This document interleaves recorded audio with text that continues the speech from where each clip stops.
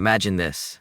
You've given everything to your family, every dollar, every ounce of trust, only to discover that the very people you loved most were plotting to steal it all.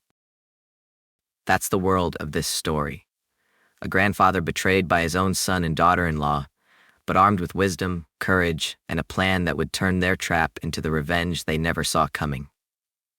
The story begins on a Saturday morning, in a quiet house where sunlight painted golden squares across the newspaper, left unopened on the kitchen table. A cup of coffee steamed gently in the air, and the man holding it thought his day would be just another birthday, just another reminder of the small joys left after 3 years of widowhood. His granddaughter Alexa was turning 8, and she was the one light in his life since Ellen, his wife, had passed. But the phone call that rang at 7 a.m. was anything but ordinary. His son Harry's voice cracked with nerves, the kind he hadn't heard since Harry was a boy caught stealing candy from his mother's purse. "Dad," Harry said too quickly, "Mary and I really want you to come to Alexa's party early today. We need to talk about some family stuff." Family stuff? In 3 years, they had never needed early meetings, never needed scripted invitations. His instincts, sharpened by 4 decades in the construction business, negotiating contracts and catching lies, told him something was wrong. The words, "take care of everyone," were repeated more than once, and he knew from experience that when people talked about taking care of everyone, they usually meant taking care of themselves. But family has a way of dulling even the sharpest instincts. He said yes, he would come early, he would never miss Alexa's birthday. He hung up and tried to dismiss the unease by focusing on gifts. He drove to the mall, stopping first at the Lego store. Alexa loved buildings. She had been fascinated by the Space Needle on a school trip. He chose the Statue of Liberty Lego set. Detailed, challenging, something that would excite her mind. Next, he went to the sporting goods store and picked out a brand new bicycle, sleek and safe, with reflective strips to keep her protected. Then, in a moment of habit, he stopped at the florist. A dozen white roses for Mary, his daughter-in-law, because appearances mattered, because gestures mattered, because he had convinced himself that harmony could be purchased for the price of flowers. Outside, fate intervened. His neighbor, Dorothy, spotted him, cheerful as always. She mentioned casually that she'd seen Harry and Mary leaving First National Bank earlier that week with a stack of official papers. He nodded politely, but inside his stomach twisted. Papers? Why hadn't Harry mentioned that? Why the secrecy? He brushed it aside, though the unease grew heavier with every mile home. When the party began, everything looked normal at first. Balloons, laughter, children running around. But beneath the surface, the performance began. Harry introduced him to friends with exaggerated praise, calling him the man who taught me everything about trust and loyalty. Mary hovered too close, too attentive, her eyes never leaving him, and Alexa, his sweet Alexa, smiled, but there was a shadow behind her joy. Her eyes carried something too heavy for a child. Later, in the hallway lined with family photos, the truth came out. Alexa tugged on his sleeve, her small voice shaking. "Grandpa, I need to tell you something." He knelt down, and she whispered words that froze him. "They're planning to take your money tonight. I heard them talking. They went to the bank to get papers. Mom said you have too much money for an old man living alone. Dad seemed scared, but Mom said it would be too late by the time you found out." The floor seemed to tilt beneath him. His granddaughter, on her own birthday, had been burdened with adult secrets she never should have heard. He hugged her, whispered back that she was brave, that she had done the right thing, that nothing she could ever say or do would change his love. Inside, though, the storm was raging. He returned to the living room, mask firmly in place, smile warm, gestures calm, but his mind was a machine now, calculating, observing, cataloging every glance between Harry and Mary, every forced laugh, every slip of tension. When he left early, excusing himself with a headache, their faces fell for just a second. Panic, frustration, desperation leaking through. It was then he knew Alexa's words were not the fears of a child. They were the truth. And the trap had already been set for him. He drove home in silence, went to his office, and opened the safe hidden behind Ellen's portrait.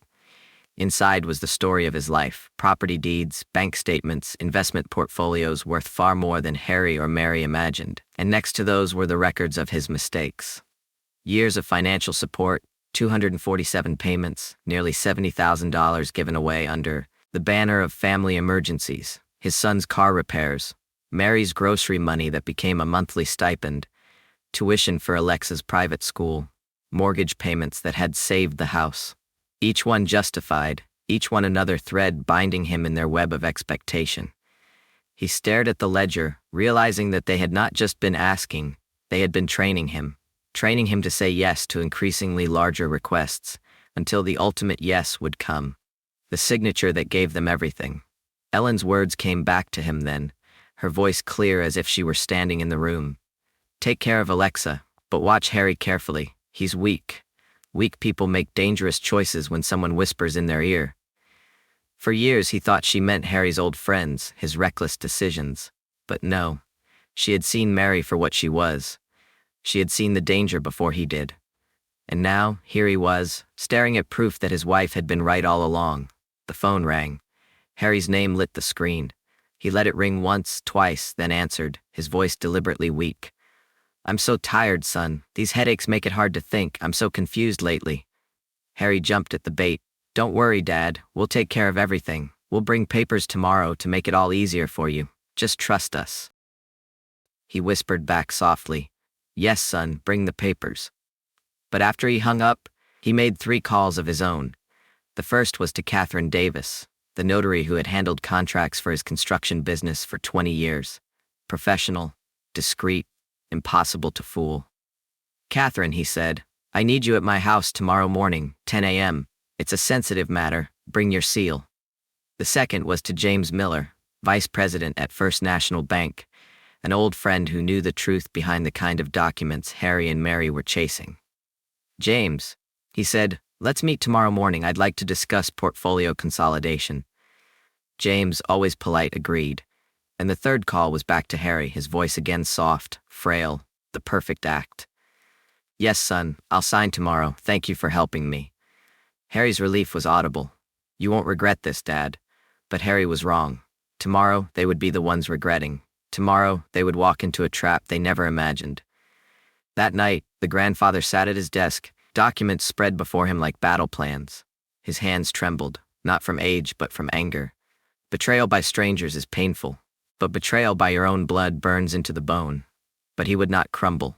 Not for Harry, not for Mary, and especially not for Alexa, who had been brave enough to carry this burden to him. The stage was set, the curtain would rise tomorrow, and the actors who thought they held the script would learn that they had been outplayed by a man they believed too old, too tired, too confused to fight. Monday arrived with a sky the color of old steel, the kind of gray that presses down on roofs and ribs and reminds you that storms don't always need thunder to be real. They just need the truth to finally step into the room. And I was ready for truth. Clean, documented, and witnessed. Because men who've signed more contracts than birthday cards know that paper, properly prepared and properly stamped, can be sharper than any knife. So at 9:45 a.m., Catherine Davis walked into my home office with her notary kit clicking like a metronome for the morning's performance.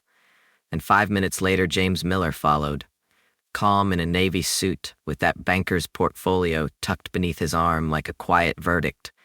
And I greeted them both without ceremony, simply gesturing to the chairs opposite my desk where Ellen's portrait kept watch from the wall safe she used to call the sensible secret.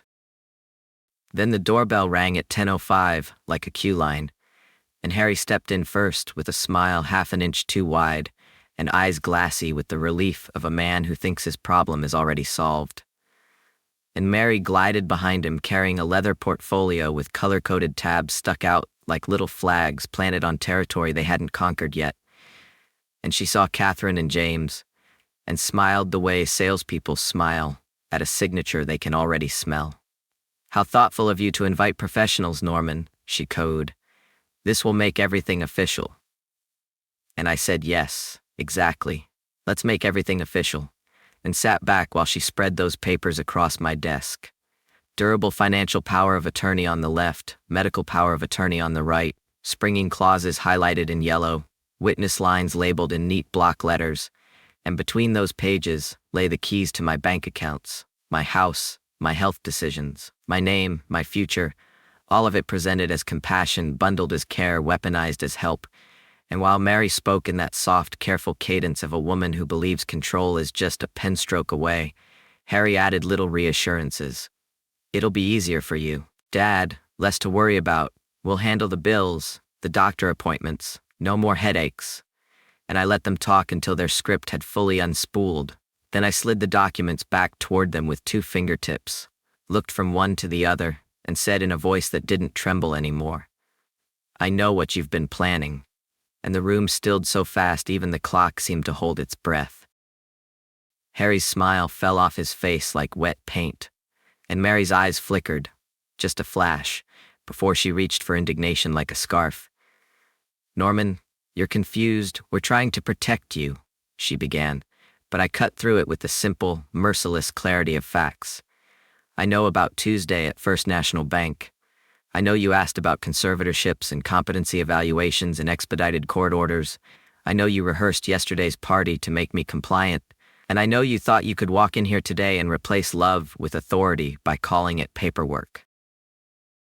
And when Mary opened her mouth to deny it, I turned to James and asked him to describe in his professional words the nature of their questions earlier that week. He didn't gloat. He didn't smirk. Good men don't. He just cleared his throat and said they'd inquired about guardianship procedure, timelines for competency hearings, documentation necessary to assume control of assets in an emergency, and he noted their fluency with the terminology, more detailed than most attorneys, he added soberly, and Catherine stopped mid-stroke in her notary journal and lifted her chin like a judge who hears something that renders the motion before her impossible. "Mr. Price, if there is any pressure or misrepresentation here, I will not notarize," she said, and Mary snapped, "There is no pressure," while her hand, I noticed, never quite left the stack of papers, as if physical contact could will them into authority, and I opened my drawer and set down the binder I'd built last night, the ledger of 3 years of training, 247 transactions categorized and dated, check images printed, memos circled in red, mortgage, repair, tuition, groceries, phone bill, bridging amount, shortfall, emergency, the slow accretion of dependency disguised as need, and I tapped the total with one finger, $70,000, and said, "I did not buy your love with this money, but you tried to buy my silence with it." And Harry whispered, "Dad, please," while Mary, whose mask was starting to crack at the edges, said those were legitimate family expenses. "You're making this ugly." And I answered that ugliness is what grows when people mistake kindness for consent and start planting fences around a man's life. I told them about Alexa's whisper in the hallway, the way an 8-year-old's birthday turned into an adult's confession because grown people had forgotten that children hear through walls. And I watched shame flare in Harry's eyes, like the boy I used to drive to Little League. And I saw calculation tighten the corners of Mary's mouth. And I understood, finally and fully, the old sentence Ellen left me. Weak people make dangerous choices when someone strong is whispering in their ear. Well, the whispering was over, so I turned the table all the way over and slid a second stack of papers into the light. My papers, fresh ink, hard terms, and a horizon that did not include them as owners of my name. "Here is my new will," I said, "and here is the irrevocable educational trust for Alexa." And Catherine leaned in, reading, a faint, approving nod settling at the edges of her professionalism as she traced the conditions. Disbursements for tuition, books, living stipend, graduate study options, delayed access savings that would seed her adult life, protections against parental interference, while James observed with banker's eyes and said, "This structure is clean, conservative, and protective." And I told them both that the trust funded today from accounts they didn't even know existed, accounts they'd never reach because they were no longer anywhere near the old center of gravity Mary had mapped. And when Harry croaked, "What about us?" I answered him without cruelty and without compromise, "You have 1 year to become the parents your daughter deserves, to build a life without siphoning mine, to show me, not tell me, that Alexa's well-being outranks your appetites. If you do, If I see work, and sobriety, and stability, and a home where birthdays are for children and not for schemes, then I will consider revising the will to recognize that change is real. If you don't, then understand me clearly. There will be nothing for you beyond what your own hands can earn. And Mary's control cracked hard then. You can't punish us like this. How are we supposed to live? And I said the plainest sentence I have said in years. The way decent people live, by working, budgeting, and choosing needs over wants. And for the first time since they had arrived, the room felt honest. Catherine looked from me to them and back again and said, "Mr. Price, are you ready to sign?"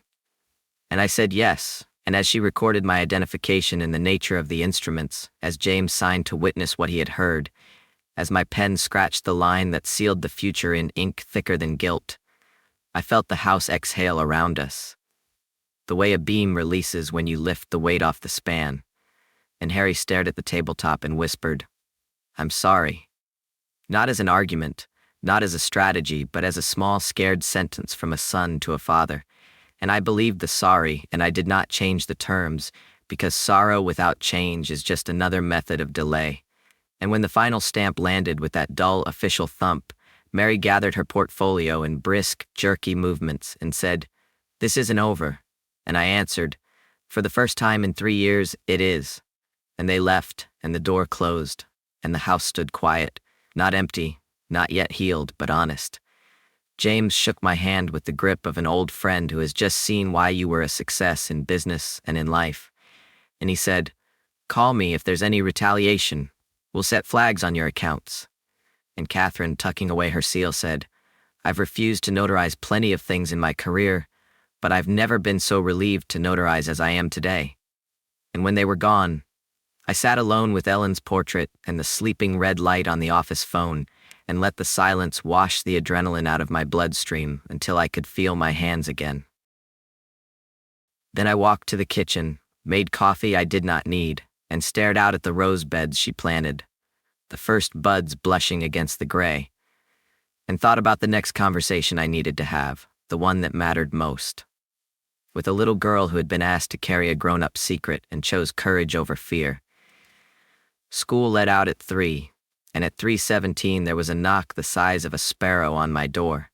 And there she was, backpack slung and eyes searching mine with that old, solemn light some children are born with. And she asked just 3 words, "Did you stop them?" And I knelt and told her, "Yes, sweetheart, I stopped them." And her shoulders slumped with relief that made me angrier at her parents than any bank question ever could. And she asked the kind of question that tells you precisely how big a child's dream is. Can I still be a veterinarian someday? And I smiled because I had planned for that exact word. "Especially a veterinarian," I said, and explained, carefully, simply, without numbers, that there would be money set aside for her future, guarded and growing, that nobody could take from her, that she could choose school and study and a life of work that smelled like hay and hope, instead of contracts and schemes. And she hugged me hard enough to bruise, and somewhere in that embrace I felt Ellen's quiet yes move through the room like a warm draft. Later, after I'd driven her home and made sure the handoff was civil if strained, because even consequences must be clean, I returned to my office to do the unglamorous work of finishing what I'd started. Calling my attorney to file copies, instructing James to add security notes to my accounts, drafting a simple letter to Harry that wrote down what had been said, so memory could not argue with itself later. And while I typed, the phone rang once with a number I recognized and didn't answer, and rang again with a number I didn't, and still didn't answer. Because not every conversation deserves your breath. And when it finally stopped, the house held that weary, golden quiet that comes after a storm, when nothing is quite bright yet, but everything is clean. I stood in the doorway to the backyard and looked at the trellis Ellen had made me put up even though I'd insisted it wasn't necessary. "Beauty is never necessary," she'd said, "until the day it is." And I thought about necessity, about the almost invisible line between generosity and surrender, about how love without boundaries invites wolves in with good table manners, and I promised myself that whatever happened next, the lines would stay drawn. Help is a bridge, not a settlement. Family is a verb, not a ledger, and trust, once broken, can be honored with forgiveness but never again with blind access.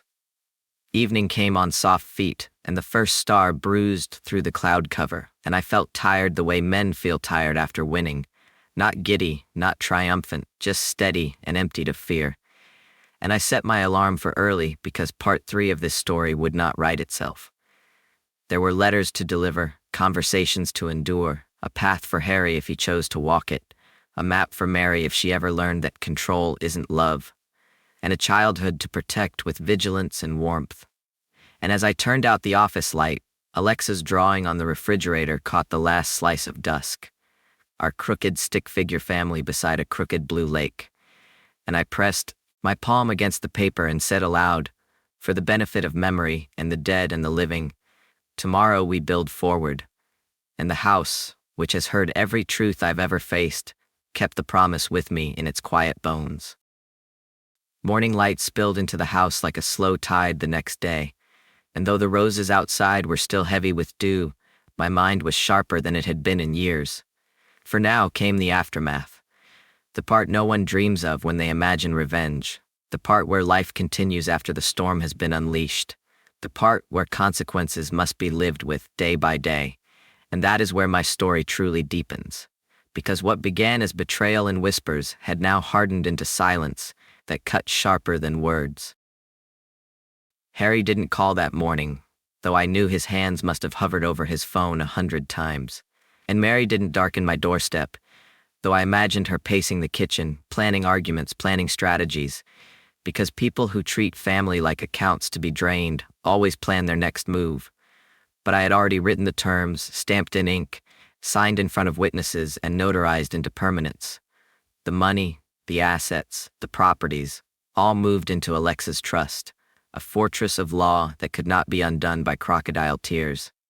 And as I sipped my coffee, I thought about the irony, that they had gone to the bank to build their trap, but I had gone deeper, faster, and cleaner to build one they could not escape. And still, despite the satisfaction, there was sorrow, because revenge is never a celebration, it is simply a reckoning, a demand that broken promises be matched with broken privileges, and yet sorrow is lighter than helplessness. And in my heart I carried the knowledge that Ellen would have approved. Still, that day I decided that if this new chapter was to mean anything, it would not be written in bitterness. So I began to act with the quiet steadiness of a man who knows he must guide, not destroy, because Alexa deserved not only safety, but hope.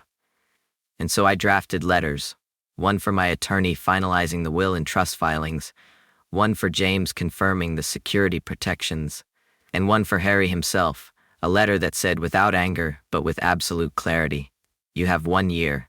Prove yourself as a father, as a provider, as a husband, and you may regain the dignity of being trusted, but fail, and you will live with the truth you built. No inheritance, no excuses, no second bell, trap to set. And I mailed it not to punish, but to document, because paper remembers when people forget. In the evenings, Alexa visited often, her backpack thumping against the floor, her chatter spilling about school and her dreams of animals. And sometimes she asked about her parents in cautious tones, like someone touching a bruise to see if it still hurt. And I told her gently that grown-ups sometimes make mistakes so large they have to spend a long time fixing them. But that she was never responsible for their choices, that her only duty was to grow, to learn, to dream, and to laugh as children should. And each time her small arms wrapped around me, I felt the warmth of the only revenge that mattered, securing joy for the innocent. But of course, there were ripples outside the walls of my home. Neighbors noticed tension. Dorothy whispered that she had seen Mary arguing on the porch with Harry late at night. Mrs. Smith mentioned Harry looked thinner, more strained at work, and I knew then that Mary was pushing him harder, blaming him for the failure of their plan, perhaps reminding him that he had let his father outmaneuver them in front of witnesses. And while part of me pitied him, another part of me recognized the truth. Weakness may explain betrayal, but it never excuses it, and every man must one day live with the cost of his cowardice. Still, I left a door open, not for Mary, who I suspected would never change, but for Harry, my son, my blood, the boy Ellen and I once dreamed would grow into something steadier than his choices. And so in the trust I built conditions. If he could show a year of steady work, of honest living, of putting Alexa first, then small stipends would be allowed, not for him, but for Alexa's direct needs, her school projects, her activities, her little dreams, but never again through his hands, always through monitored accounts, always documented, because love forgives but wisdom verifies. And that is what years teach you. Never confuse mercy with naivety. Weeks turned into months, and in those months Alexa blossomed like Ellen's roses, her smile freer, her voice brighter, because she sensed the security even if she didn't understand the mechanics, and she began bringing me drawings of animals she wanted to help, horses, cats, dogs. And each time she showed me, I told her yes, veterinary school would welcome her. And each time she smiled, I felt a piece of my own heart heal. For betrayal may wound deeply, but protecting innocence stitches the soul back together. Then came the end of the year, and Harry knocked on my door with hands rougher than I remembered, his clothes smelling of honest sweat, not desperation. And though Mary wasn't with him, she had left months before, according to whispers, he stood there and said words I never expected. "Dad, I've been sober for 10 months. I've been working at the yard every day. I've saved a little, not much, but it's ours, not borrowed, not begged, not stolen." And though I wanted to embrace him, I held back, because change is not complete with words at the door. But I let him in, sat with him at the same desk where he had once tried to trick me with papers, and I listened, truly listened. And for the first time in years I heard not excuses but effort, not plans but proof. And I knew then that perhaps Alexa's future would not be secured only with my trust, but with a father who finally understood that you cannot steal your way into manhood. You must build it. But Mary disappeared from our story, fading into the background like smoke after fire, and perhaps that was her true nature, consuming, choking, then gone, leaving only scars behind, and though I could not forgive her, I no longer carried the heat of anger. Only the cool certainty that she would never again write in our lives. And so the story reached its final shape. A grandfather who turned betrayal into protection. A son who faced the cost of weakness and chose at last to fight his way towards strength. And a granddaughter whose innocent whisper on her birthday became the spark that saved everything. And I tell you this because betrayal will always exist in this world. Money, greed, weakness, whispering voices, but so will wisdom, preparation, and courage. And when you combine those, revenge doesn't just punish, it protects. It doesn't just break, it rebuilds. And that is the kind of story the world needs to hear, because too many people think age means helplessness, when in truth age is the strongest weapon, a lifetime of lessons sharper than any lawyer's trick or whisperer's scheme. So when you hear this, remember, betrayal is temporary, but legacy is forever. And I chose to build a legacy of protection, not loss. A legacy where Alexa will grow up knowing her grandfather stood up when it mattered most. And that is the revenge that matters. The kind that turns pain into permanence, betrayal into boundaries, weakness into wisdom. And if you are watching and listening to this story, let it remind you to set your own boundaries, to never mistake love for surrender, and to remember that sometimes the most powerful revenge is not shouting or breaking, but quietly, calmly rewriting the future so no one can steal it from you again. This was my revenge, and it was not loud, it was not violent, but it was final, and it was just. And I stand here today with peace because of it. And now, if you've stayed with me until the end, I ask you from the heart, please subscribe to Relative Revenge. Share this story with someone who needs to hear it. Like this video if it resonated with you, and comment below where you're listening from and what this story made you feel, because your voice matters, your story matters, and together we will keep exposing betrayal and honoring the kind of justice that only the brave can claim.